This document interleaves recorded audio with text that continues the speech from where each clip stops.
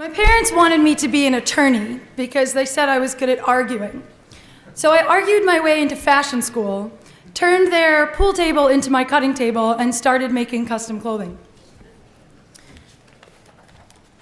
It wasn't until college, though, that I realized the uglier side of fashion, the pollution, sweatshop labor. And so I searched New York City for an ethical and eco-fashion company, and I couldn't find one. But by the time I graduated FIT, I was making custom hemp clothing from pajamas to wedding gowns and suits. I even sold a hemp silk tie to Woody Harrelson. I was always different. I never really did fit the mold, and nor do my customers. I fled New York, moved to a log camp in Sutton, Vermont, and started making wearable art jackets dedicated to endangered species. I was designing for Garnet Hill, and in 2005, we were at a trend forecast in Paris, and they predicted young people demanding a better future, eco-fashion. So I entered this fashion show in San Francisco, and women would stop me on the streets. "Where did you get your jacket?" they would ask me. They wanted to buy one. So I started selling my butterfly and earth bitch jackets to art shows. That was my nickname in college. To art shows, high-end art shows. And this led to more custom wedding dress orders. And the art shows really were a struggle because they were costly. I was still perfecting the fit of my armholes. And with $800 in startup capital, hiring and training employees in the Northeast Kingdom of Vermont was pretty unsustainable.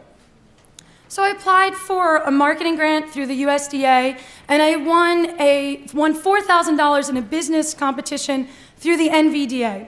And with that, I was able to build a 1,000-square-foot studio, develop my first bridal collection, and launch LynnBridal.com. I also increased my sales prices 200%, started to earn a net profit, and hired employees. Like me, my clients are bold women.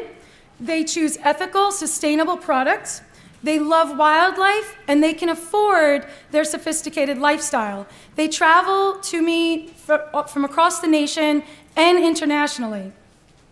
They ask me to outfit the groom as well as the entire wedding party.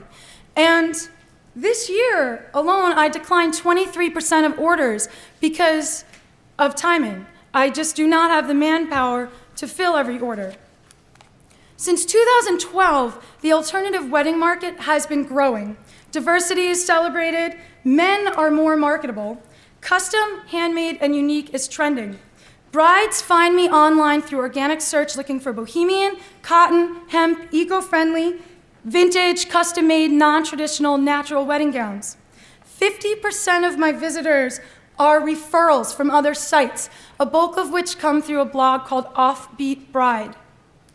I'm currently talking to a bride about a $15,000 wedding dress that will be digitally printed using photos taken by her late father of wildlife in Colorado. I receive handmade thank yous from my clients. I feature their stories, their wedding photos, and testimonials on my website. They invite me to their weddings. I even had a mother-in-law invite me to smoke pot with them after the wedding once. So I got to drive home. The wedding was in Massachusetts. All of my apparel is made to order, in-house. From pattern making to hand embroidery, what we do is a technical art, and it requires skilled staff with experience. I sourced partners in the last 2 years to improve my efficiency. I found a machine embroiderer in Littleton, New Hampshire to make my butterflies, and they look like the real species. A fabric flower making factory in New York, and a digital printer.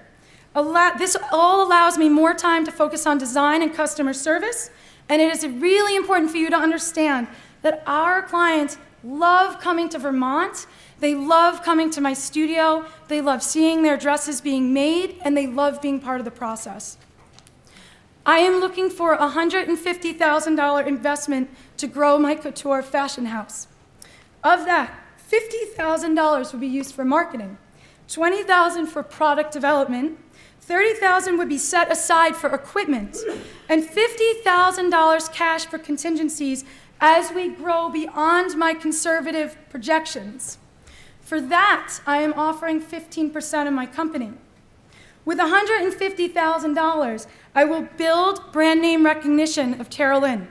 I will launch a hemp menswear e-commerce collection, and I will increase sales to support a skilled team. To increase income, I will hire a full-time sales and marketing manager. To leverage key partners, my customers, social media, and select events.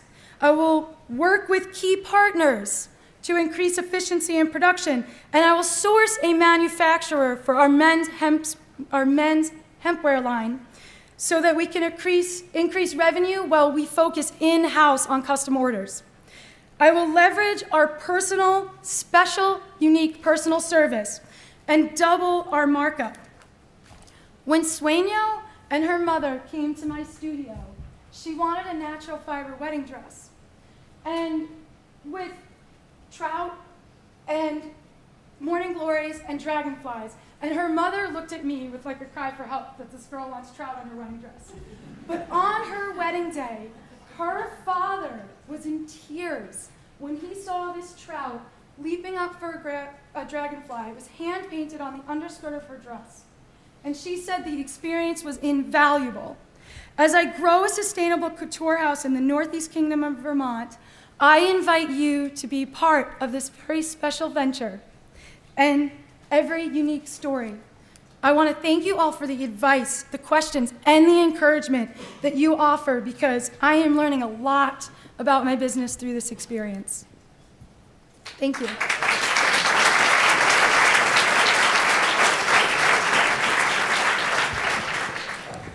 Thank you. Who wants to start with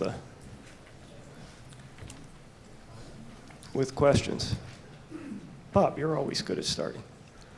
Well, I'm curious. I think wonderful presentation. I think I saw you 2 years ago. Yes. And you've come. I mean, it was great then, but you've come a long way. Thank you. In the couture business, where you're really basically doing custom work, how do you scale? I mean, like if you think of like Dior or somebody like that, they're cranking out tons of this stuff.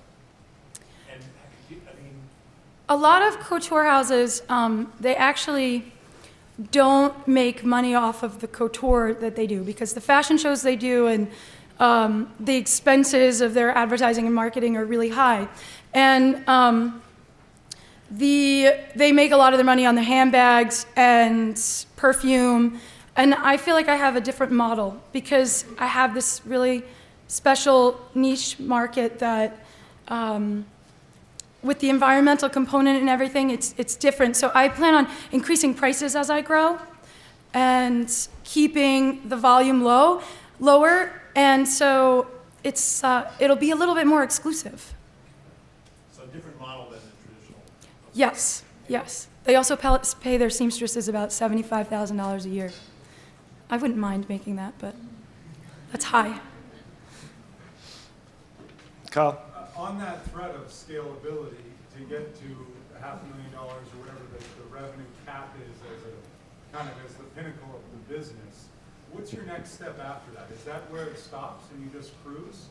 Or do you have a plan that's beyond that, of acquisition or partnership or launching lines, or how does that go? I honestly I feel like I want to reevaluate in 5 years and see where things are going, and do we keep continuing increasing our price, or do we start to build into other things? Like maybe I think about, like, if I bought an embroidery machine, would we service other designer labels by doing specialty work for other companies and still doing stuff for our customers?